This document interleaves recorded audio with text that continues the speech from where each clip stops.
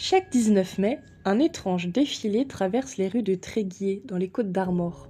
Des avocats, juristes, magistrats et étudiants en droit avancent en robe noire, mais pas vers un palais de justice. Leur destination, la cathédrale gothique de cette petite ville bretonne. Dans leurs mains, une châsse dorée contenant un crâne vénéré depuis des siècles, celui de saint Yves, patron des juristes et défenseur des opprimés. Cette procession annuelle, qui rassemble des juristes au monde entier, de Montréal à Madagascar, révèle une dimension méconnue de notre histoire juridique. Bien avant la République laïque, la justice en France était indissociable de la spiritualité. Et aujourd'hui encore, discrètement, des juridictions religieuses continuent d'exister aux marges de notre système judiciaire. Né en 1253 au manoir de Kermartin près de Tréguier, Yves Ellory incarne cette époque où droit et foi se confondaient.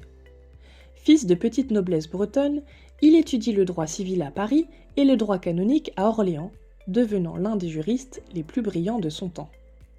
Mais contrairement à ses confrères, Yves ne cherche pas la fortune. Devenu avocat ecclésiastique, puis juge d'église à Tréguier, il révolutionne la pratique juridique de son époque. Les chroniques rapportent qu'il défend gratuitement les veuves, les orphelins, les étrangers et même les juifs, une audace rare au XIIIe siècle. Sa réputation de juge équitable et incorruptible traverse les siècles, donnant naissance à l'adage populaire « Saint Yves, avocat et pas voleur, chose rare ». Mort en 1303, canonisé en 1347, Saint Yves devient le symbole d'une justice au service des plus faibles. Mais son héritage révèle surtout l'existence d'un système juridique parallèle, longtemps ignoré par l'histoire officielle. Au temps de Saint Yves, la France connaît un véritable pluralisme juridique. Aux côtés des tribunaux royaux se dressent des officialités. Ces tribunaux ecclésiastiques qui jugent une part considérable des affaires quotidiennes. Mariage, héritage, adultère, questions sacramentelles, fautes morales ou cléricales, tout ce qui touche à la vie privée et spirituelle relève de leurs compétences. Ces juridictions religieuses s'appuient sur le corpus juris canonici, un droit savant distinct du droit royal, codifié et enseigné dans les universités.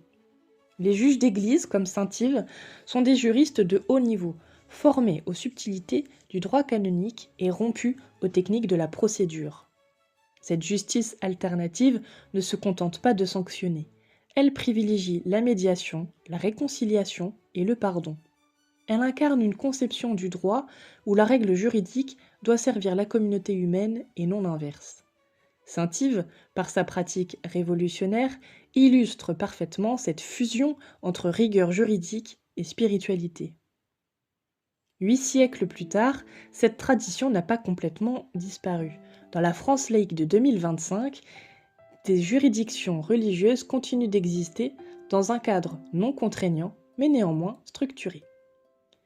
Les tribunaux ecclésiastiques n'ont pas disparu avec la Révolution.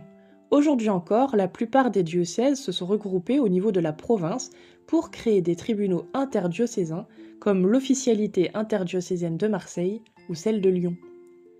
Ces tribunaux traitent principalement 3 types d'affaires. Les demandes de nullité de mariage religieux, qui représentent 80% des dossiers, les sanctions disciplinaires contre les clercs, suspension, révocation, et les conflits internes aux paroisses, gestion des biens, litiges entre fidèles et prêtres. L'officialité de Paris, par exemple, examine chaque année une centaine de demandes de nullité, processus qui dure en moyenne 2 ans. Le tribunal juge au nom de l'évêque, qui nomme les juges.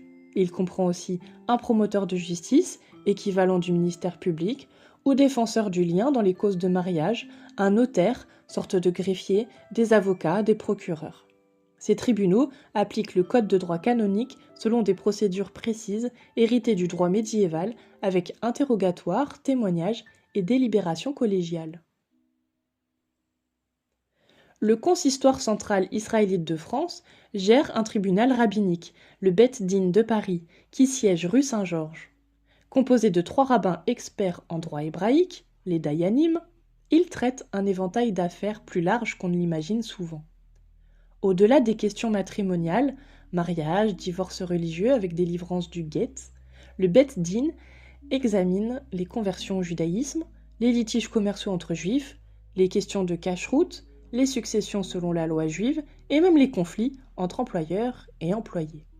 En 2024, il a traité une 50aine de dossiers de conversion, une 30aine de divorces religieux et une 20aine de litiges commerciaux. Le tribunal de Paris est reconnu pour sa rigueur exceptionnelle. Ses décisions, fondées sur la halacha, la loi juive, peuvent être homologuées par les tribunaux civils dans le cadre de l'arbitrage, offrant ainsi une voie de règlement des conflits respectueuse des traditions religieuses. Des beth din régionaux existent aussi à Marseille, à Lyon ou à Strasbourg. Sans juridiction officielle, les communautés musulmanes ont développé des structures de médiation informelle. Certaines mosquées, comme celle de Paris ou de Lyon, proposent des commissions d'imams ou des médiateurs formés au fiqh, la jurisprudence islamique, pour résoudre les conflits familiaux, conjugaux ou successoraux. Ces médiations, strictement volontaires et extrajudiciaires, visent à réconcilier les parties selon les principes du droit musulman, tout en respectant le cadre légal français. Cette persistance des juridictions religieuses révèle une France juridique méconnue, celle du pluralisme normatif. Contrairement à l'image d'un droit unifié et centralisé, la France a toujours connu des systèmes juridiques parallèles et concurrents. Au Moyen Âge, les officialités de Saint-Yves coexistaient avec les tribunaux royaux, seigneuriaux et municipaux. Chaque communauté, marchands, artisans, juifs, clercs, avait ses propres règles et ses propres juges. Cette diversité juridique n'était pas un archaïsme, mais une nécessité dans une société complexe et hiérarchisée. Aujourd'hui, cette tradition ressurgit discrètement. Les tribunaux rabbiniques, les officialités catholiques et les médiations musulmanes ne sont pas des corps étrangers à la République, mais les héritiers d'une longue histoire française de pluralisme juridique. Ils révèlent une France où coexistent différentes conceptions de la justice, différentes manières de résoudre les conflits, différentes visions du lien social. Cette autre histoire de la France juridique questionne le récit républicain classique d'une justice unique et laïque. Elle montre que, même dans l'État-nation moderne, persistent des loyautés alternatives, des appartenances multiples, des identités complexes qui ne se réduisent pas à la citoyenneté. Les Français qui sollicitent ces tribunaux religieux ne renient pas la République. Ils en explorent les marges, ils en révèlent les limites, ils en enrichissent la diversité.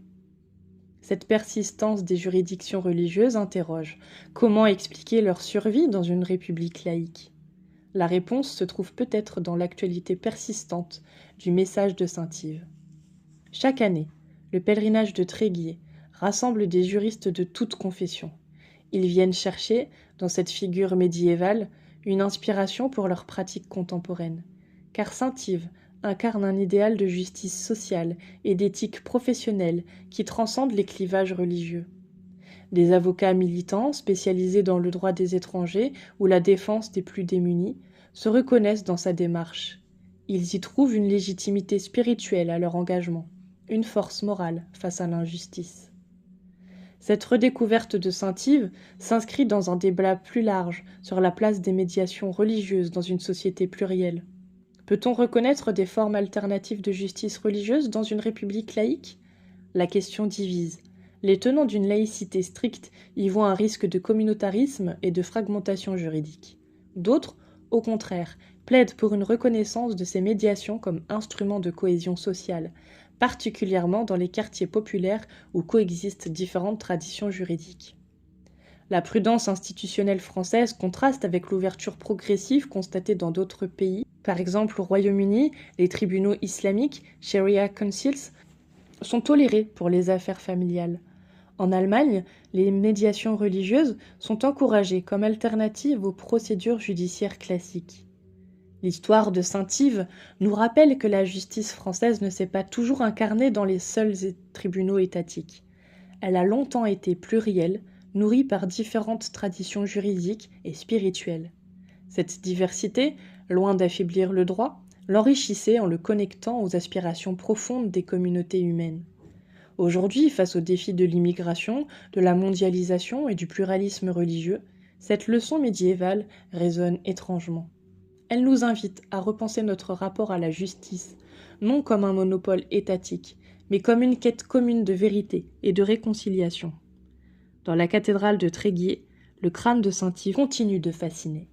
Il rappelle aux juristes du XXIe siècle qu'avant d'être une technique, le droit est d'abord une éthique, et que la vraie justice, celle qui réconcilie et apaise, ne se trouve pas seulement dans les codes, mais dans le cœur de ceux qui les appliquent.